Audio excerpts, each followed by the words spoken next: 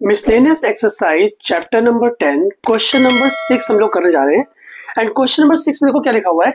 Find the vector of magnitude 5 units and parallel to the resultant of vectors A and B. आपको दो vectors दिए हुए, एक vector हमारे पास ए है जो है 2i cap plus 3j cap minus k cap, and second vector है बी जो है i cap minus 2j cap plus k cap. Question देखो क्या लिखा हुआ है, find vector of magnitude 5 units. तो ऐसे क्वेश्चन जब भी आ जाए सबसे पहले निकालो यूनिट वेक्टर। ठीक है, यूनिट वेक्टर कैसे निकालते हैं, पहले रिजल्टेंट का मतलब समझ लो। रिजल्टेंट का मतलब ये होता है, देखो जैसे आपका ये वेक्टर a है, ये वेक्टर b है, this is called the resultant of vectors a and b, a plus b। तो मान लो हम रिजल्टेंट वेक्टर को d ले लेते हैं, d vector is the resultant of a and b। तो आ जाएगा 2i कैप, दोनों को ऐड करना, कुछ नहीं करना, 2i cap plus 3j cap minus k cap, ऐसे ही i cap minus 2j cap plus k cap. d vector बन गया,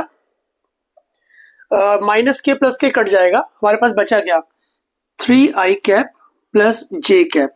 अब एक ऐसा वेक्टर चाहिए जिसका मैग्नीट्यूड 5 यूनिट्स हो और जो इसकी डायरेक्शन हो, डी की डायरेक्शन में हो। तो पहले हम यूनिट वेक्टर निकालते हैं। Unit vector that is D cap.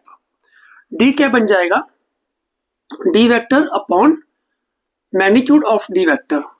तो डी वेक्टर है 3i cap plus j cap, और मॉडुलस निकालेंगे इसका, तो 3 का स्क्वायर 9 आ गया, 1 का स्क्वायर 1 आ गया। तो बन गया ये 3i cap plus j cap divided by root 10। ठीक है, this is the vector that is unit vector along with the direction a plus b।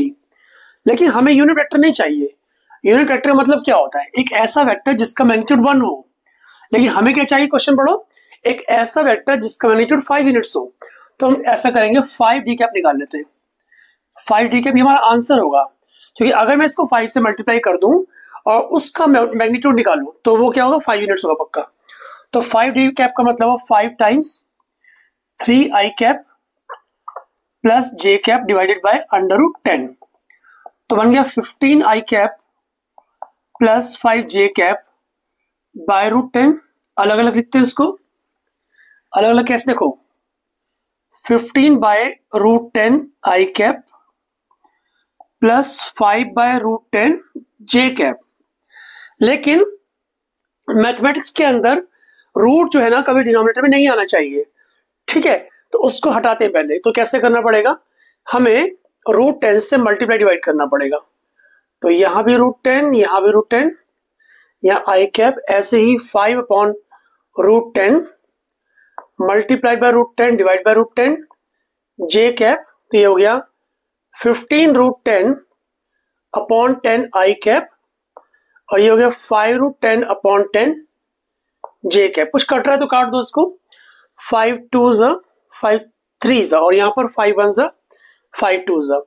So 3 upon root 10 i cap upon 2 plus root 10 upon 2 j cap. That's the final answer. आपको किसी भी step में doubt हो तो मुझे comment करके पूछ सकते हो, मैं आपको जरूर रिप्लाई करूंगा। Thanks for watching, bye bye.